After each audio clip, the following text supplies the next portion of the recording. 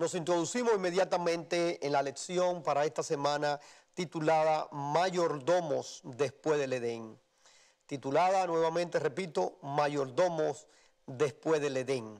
Así que vamos a iniciar en este momento, ¿verdad?, pidiendo la dirección de Dios en este estudio. Oremos. Gracias, Padre, porque nos das la oportunidad de seguir creciendo en Cristo y en tu palabra a través de este programa y a través del estudio de la Biblia. Bendícenos y asístenos con el Espíritu Santo.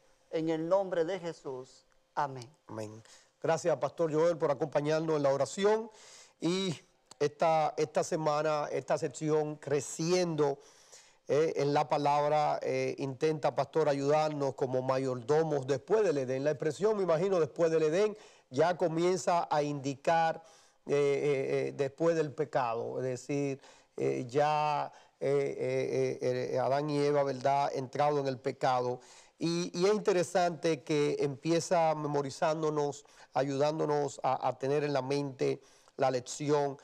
Primera Tesalonicenses, Pastor, 2:4, que dice, sino que según fuimos aprobados por Dios, para que se nos confiase el Evangelio, así hablamos, no como para agradar a los hombres, sino a Dios que prueba nuestros corazones. Con ese versículo, Pastor, iniciamos. Creo que lo que está queriendo enfatizar la lección de esta semana es que debemos ser tan buenos administradores de los bienes que Dios nos ha confiado como del Evangelio de la gracia redentora y salvadora de Cristo Jesús. Claro que sí, y al introducir en el tema mayordomos después del Edén, da a indicar de ese primer trabajo de Adán y Eva, nuestros primeros padres, que implicaba total mayordomía. Es decir, como cuando leemos allí, por ejemplo, Génesis 2:15, que nos dice, tomó pues Jehová Dios al hombre y lo puso en el huerto del Edén para que lo labrara y los guardase. La expresión lo labrara, lo trabajase, es decir, lo guardara, lo cuidara, lo pusiera a producir, Pastor, para que sea de bendición para otros. Ese es el concepto de un verdadero mayordomo. El verdadero mayordomo cuida, trabaja, custodia los bienes que Dios nos ha dado. Por eso dice la palabra que Adán y Eva labraban y cuidaban, o sea, hacían prosperar aquello que Dios le había confiado. Esta semana también vamos a subrayar algo interesante, y es que vamos a observar más de cerca la definición de mayordomía, de mayordomo después de la caída. Es decir, luego de que nuestros primeros padres fueron expulsados del Edén, es decir, nosotros también somos mayordomos. Es decir, ya Adán y Eva murieron, ahora nos toca a nosotros.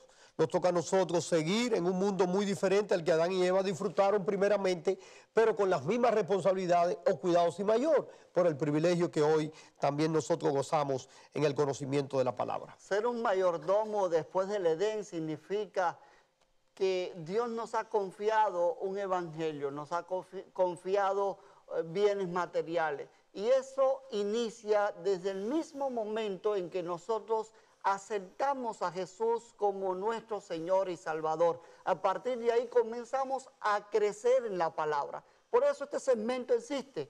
Creciendo en su palabra lo lleva a usted a visualizar el hecho de que Dios no solo lo ha bendecido con bienes materiales, sino que le ha dado un tesoro de gracia, un tesoro de salvación, un evangelio eterno. Concluimos entonces, Pastor, la reflexión para este sábado, que es la introducción de la semana, de que vamos a ver lo que es mayordomía, su definición, cómo algunos personajes bíblicos revelan lo que es mayordomía en su estilo de vida, cuando llegamos a ser mayordomo de Dios, cómo cambia nuestro enfoque, lo que tenemos que hacer, de dejar de concentrarnos o enfocarnos en las cosas de este mundo para centrarnos en las cosas de Dios. Con este resumen damos conclusión a esta primera parte, a esta introducción de la semana, con el título general para esta semana, Mayordomos después del Edén.